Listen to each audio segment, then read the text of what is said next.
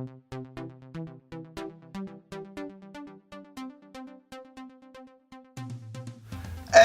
Nick. What's up? Everybody's favorite topic today, financial independence. Yes, financial independence. Woo! There's a whole movement There is. around financial independence. It's called the FIRE movement. Yeah.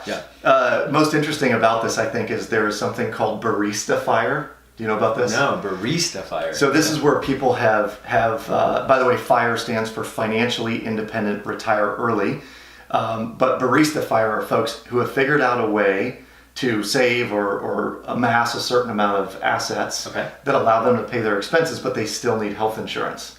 So they work at Starbucks 50% time, 20 hours a week, in order to get health benefits. The Mr. Schultz, right? Yeah, Mr. right. Schultz, Yeah.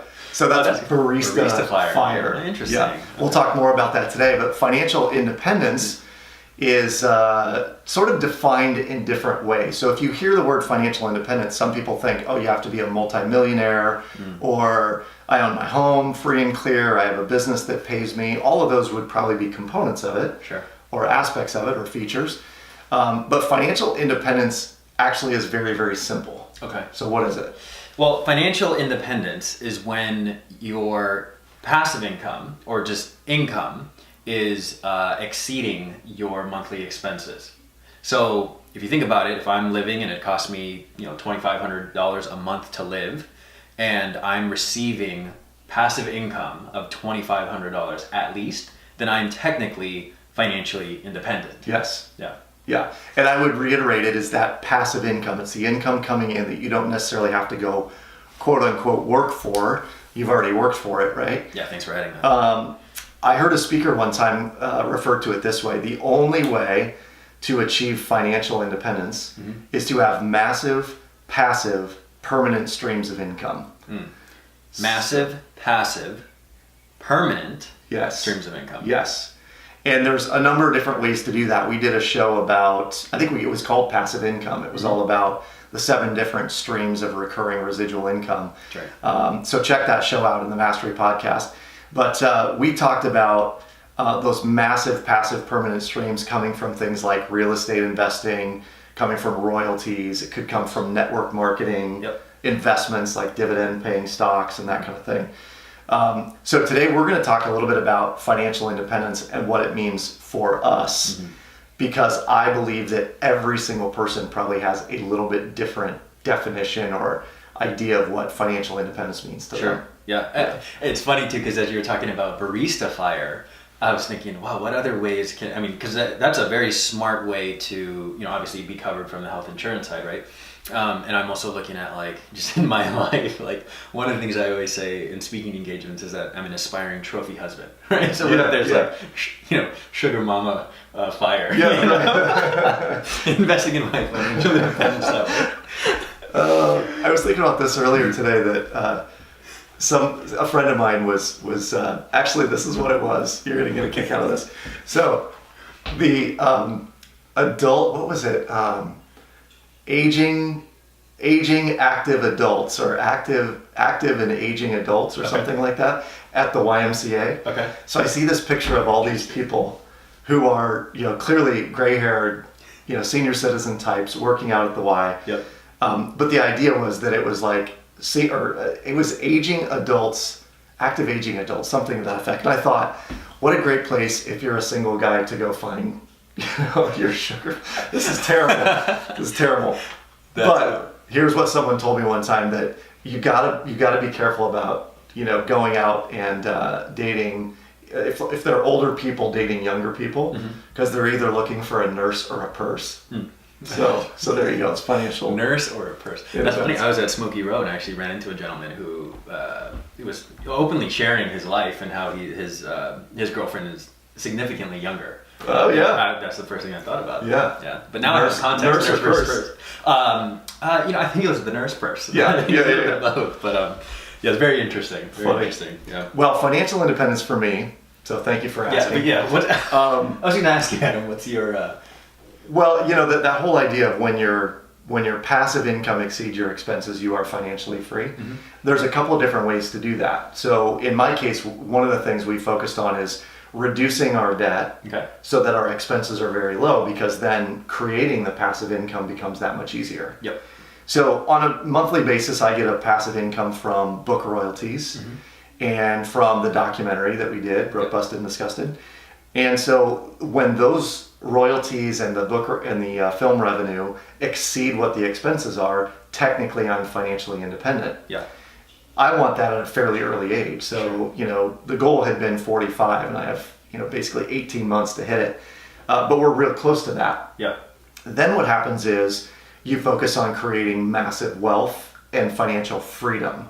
So financial independence is, I don't really have to work if I don't want to. Financial freedom is, I can do whatever I want because all the money's there that I could ever need. Sure. Right? So the independence leads to the freedom. Freedom. Or it's access to freedom. Exactly. Yeah. Oh, that's cool. Yep. Okay. Yep. You don't look a day past 30. Thanks, man. I appreciate that. 18 months, I was surprised. I was like, what?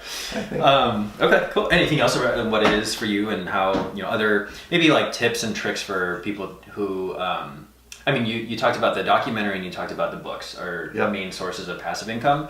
Are there other ones that you're looking at? Are there other ones that you're thinking about incorporating? Yeah. Well, clearly one of the things that I've realized is that creating content is valuable.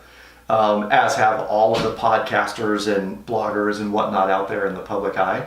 That's what they're doing. They're creating a business that ultimately will create passive income for them over their life. Yeah. But it could just as well be, again, real estate. It could be buying dividend-paying stocks. It could be, pursuing a passion like writing a screenplay and hopefully selling the screenplay. Yep. Or playing guitar at the local coffee shop or gigs or whatever on the weekend, and you making money that way, that becomes your vehicle for financial independence. Sure. My uncle is a good example of this. He is technically financially independent and was at the age of 50. Okay. Both uncles, in fact, were, but they worked for 30 years of their life for the same company. Oh, gotcha. Right? Okay. So they worked from 20 to 50, retired with pensions, and now they can do whatever they want because they're financially independent. Although one drives for Uber for extra cash and one works on part-time jobs for extra cash. But for them, they experience financial independence at the age of 50 by doing a very traditional thing, going and working for a company and putting enough away in their pension and 401k that they could do that. Sure. So what I'm hearing is that financial independence, there's obviously a lot of different ways to achieve it. Indeed. Right? Particularly, we mentioned the FIRE movement. The people that come to mind for me when I think about it are people actually like in their 30s, late 20s, early 30s, even early 40s. Right. But their lifestyle is very, very different. It's like the van life. It's the tiny home living. It's, less than 100 items in their, studio kind of thing. Right.